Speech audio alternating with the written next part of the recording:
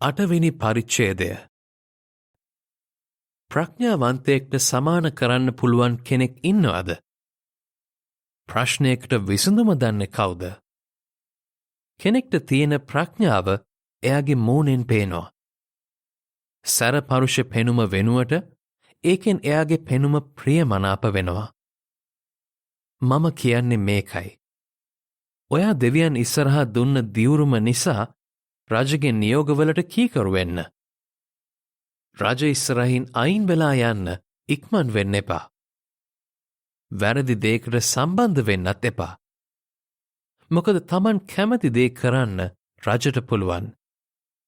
රජගේ වචනයට ඉහළින් යන්න කාටවත් බැහැ.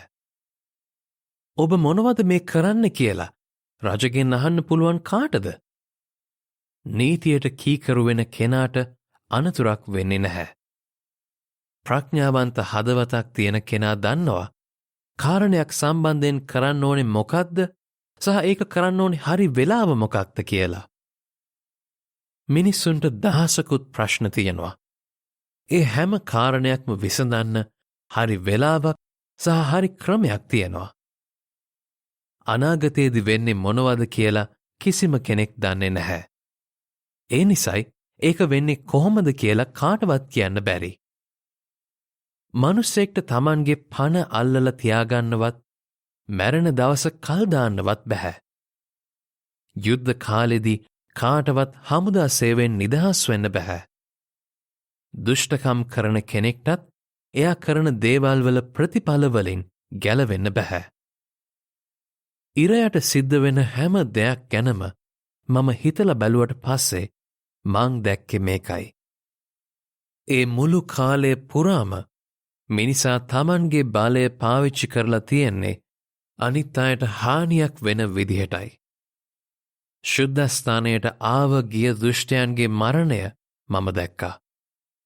එයාලා දුෂ්ට වැඩ කරපු නගරේ අයට එයාලව ඉක්මනින් අමතක වෙලා ගිය විදිහත් මං දැක්කා. ඒකත් කිසි තේරුමක් නැති දෙයක්. වරදකට නියම කරපු දඬුවම ඉක්මනින් ක්‍රියාත්මක කළේ නැති වුණාම මිනිස්සු කිසි බයක් නැතුව වැරදි දේ කරන්න පෙළඹෙනවා. පව්කාරෙක් 100 පාරක් වැරදි කරලා ගොඩක් කල් ජීවත් වුණත් සැබෑ දෙවියන් ගැන ගරුබයක් තියෙන අයට අන්තිමේදී යහපතක් වෙනවා කියලා මං දන්නවා. මොකද එයාලට ඇත්තටම දෙවියන් ගැන ගරුබයක් තියෙනවා. ඒ දුෂ්ටයාට නම් කිසිම යහපතක් වෙන්නේ නැහැ. හෙවණැල්ලක් වගේ නැති වෙලා යන එයාගේ ජීවිතේ දික් කරගන්න එයාට බෑ. මොකද එයාට දෙවියන් ගැන ගරුබයක් නැහැ. පොළවේ සිද්ධ වෙන කිසි තේරුමක් නැති තවත් දෙයක් මං දැක්කා. සමහර ධර්මිෂ්ඨ අයව සලකන්නේ දුෂ්ට දේවල් කරපු අය විදිහට. අනිත් අතට දුෂ්ට අයව සලකන්නේ හොඳ දේවල් කරපු අය විදිහටයි. ඒකත් කිසි තේරුමක් නැති දෙයක් කියලා මම කියනවා.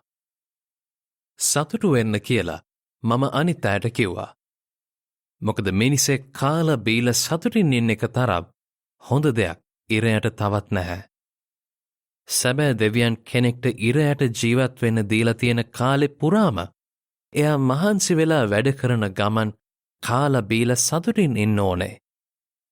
ප්‍රඥාවන්තව වැඩ කරන්නත් පොළවේ සිද්ධ වෙන හැම දෙයක් ගැනම හොයලා බලන්නත් මම උත්සාහ කළා.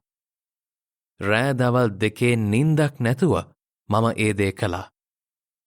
මම සැබෑ දෙවියන් කරලා තියෙන හැම දෙයක් ගැනම හිතලා බැලුවට පස්සේ මට තේරුණා ඉරයට සිද්ධ වෙන දේවල් මිනිස්සුන්ට තේරුම් ගන්න බෑ කියලා. මිනිස්සු කොච්චර උත්සාහ කළත් එයාලට ඒක කරන්න බෑ. ඒ දේවල් තේරුම් ගන්න Tamanට ප්‍රඥාව තියෙනවා කියලා මිනිස්සු කිව්වත් ඇත්තටම ඒක කරන්න එයාලට බෑ.